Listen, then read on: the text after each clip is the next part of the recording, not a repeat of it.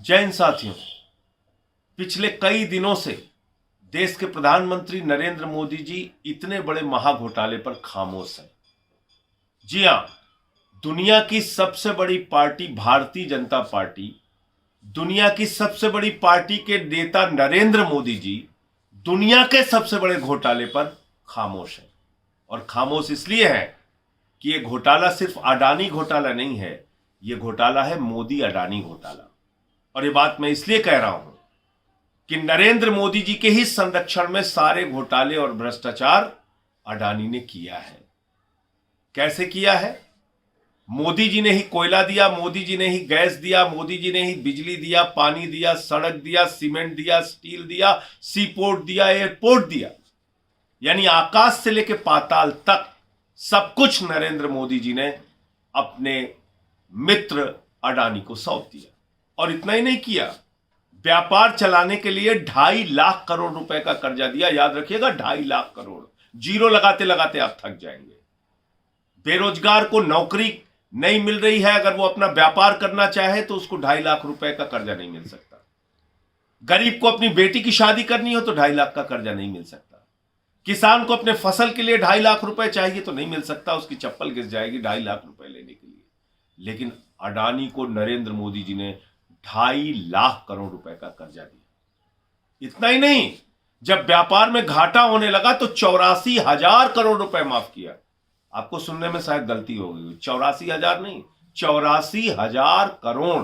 आपका 84,000 का भी कर्जा माफ नहीं होगा, लेकिन अडानी को 84,000 करोड़ का कर्जा मोदी जी माफ कर देते हैं।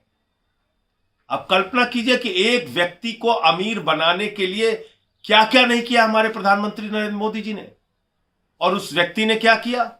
38 फर्जी कंपनियां दुनिया के टैक्स हेवन कंट्रीज में खोली, जहां पर कि कर की छूट होती है, जैसे मॉरिशस, करीबियाई देश। और वहां क्या घोटाला किया इस व्यक्ति ने? अपने भाई और अपने रिश्तेदारों के माध्यम से अडानी ने फर्जी कंपनियां खोली, 38 फर्जी कंपनियां खोली, और उन कंपनियों के माध्यम से हजारों लाखों करोड़ रुपए हिंदुस्तान की अपनी कंपनी में काला धन लगाया। काला धन लगाया। और इसको मैं काला धन इसलिए कह रहा हूं कि मॉरिशस में 6 कंपनी एक ही पते पे खोली गई। उन 6 कंपनी के बोर्ड ऑफ डायरेक्टर्स में और सेक्रेटरी के नाम एक ही। इतना ही नहीं, उन कंपनियों की आमदनी की का जरिया क्या है ये कोई पता नहीं, अता पता नहीं क्या करती है वो कंपनियां। और उन कंपनियों ने मालूम है आपको कितना पैसा लगाया? 42,000 करोड़ रुपए अडानी की कंपनी में लगाया। ऐसी कंपनियां जिनकी आमदनी का जरिया क्या है पता नहीं, जो एक ही पते पर खोली गई, वो कंपनियां अडानी की कंपनी में 42,000 करोड़ रुपए लगाया। 42,000 करोड़ रुपए। क्या इसकी जांच नहीं करनी चाहिए थी सेबी को? क्या इसकी जांच नहीं करनी चाहिए भारत की एजेंसियों को? स्टॉक एक्सचेंज पे नजर रखने की जिम्मेदारी किसकी है? सेबी की है। अगर अचानक ये काला धन अडानी की कंपनियों में आ रहा था तो सेबी ने क्या कार्रवाई की समय रहते हुए? और क्यों कार्रवाई नहीं की? क्योंकि मामला नरेंद्र मोदी जी से जुड़ा हुआ है। यह काला धन भारतीय जनता पार्टी का है। यह काला धन किसका है कैसे पता चलेगा? हम जेपीसी की मांग कर रहे हैं। बीजेपी के नेताओं का काला धन है। अगर इसकी जांच होगी तो पता चलेगा। प्रधानमंत्री नरेंद्र मोदी से लेके तमाम केंद्रीय मंत्री और अधिकारी फंसेंगे। लाखों करोड़ रुपए विदेश से अडानी की कंपनी में लाया गया है। सेबी में कौन बैठा है मालूम है? अडानी का समधी। अडानी का समधी सेबी का अधिकारी है। कैसे कार्रवाई करेगा वो? कैसे कार्रवाई होगी? कैसे जांच होगी? आज बड़ा सवाल यह है। आज पूरा देश पूछ रहा है कि प्रधानमंत्री जी, एलआईसी में करोड़ों लोगों का पैसा डूब रहा है, एसबीआई में करोड़ों लोगों का पैसा डूब रहा है। वो सारे लोग चिंतित हैं, उनको जवाब चाहिए।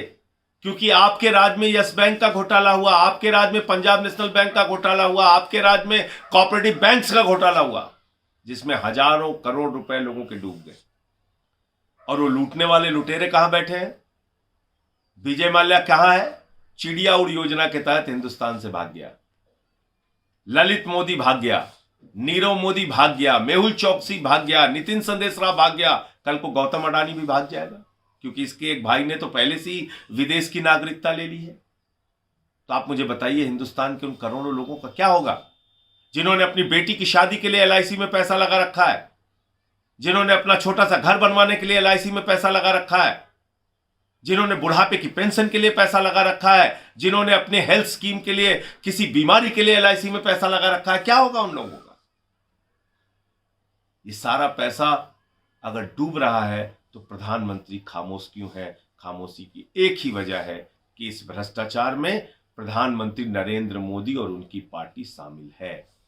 ये मोदी अडानी का महाघोटाला, इसलिए मैंने संसद में नारा लगाया था, मोदी अडानी भाई भाई, देश बेचकर खाई मलाई।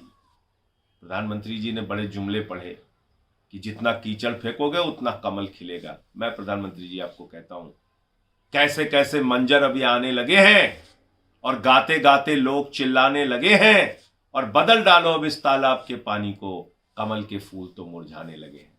कमल के फूल मुरझा रहे हैं अडानी के घोटालों के कारण, इस महाभ्रष्टाचार के कारण। इसकी जेपीसी से जांच कराइए प्रधानमंत्री जी, तभी दूध का दूध पानी का पानी हो पाएगा। और यही हमारी मांग है, पहले दिन से हम यही कह रहे हैं कि इसकी जेपीसी से जांच कराओ। इसमें बहुत बड़ा घोटाला है। किसका पैसा विदेशों से हिंदुस्तान आया काला धन के रूप में? आतंकवादियों का, केंद्रीय मंत्रियों का, अधिकारियों का, या प्रधानमंत्री नरेंद्र मोदी का? ये जांच के बाद पता चलेगा। आज पूरी की पूरी पार्टी, भारतीय जनता पार्टी, अडानी के काले धन से चलती है, याद रखिएगा। और अडानी के काले धन का इस्तेमाल देश की सरकारों को गिराने के लिए किया जाता है, याद रखिएगा। खोखा खोखा करके भारतीय खोखा पार्टी विधायकों को खरीदने, सरकारों को तोड़ने फोड़ने में इन पैसों का इस्तेमाल करती है। सड़क पर उतरिए, आवाज लगाइए। सदन में आपका छोटा भाई आवाज लगाएगा। सड़क पर आप सब लोग मिलकर एक स्वर में सवाल पूछिए प्रधानमंत्री से, इस महाघोटाले पर, मोदी अडानी महाघोटाले पर। जय हिंद।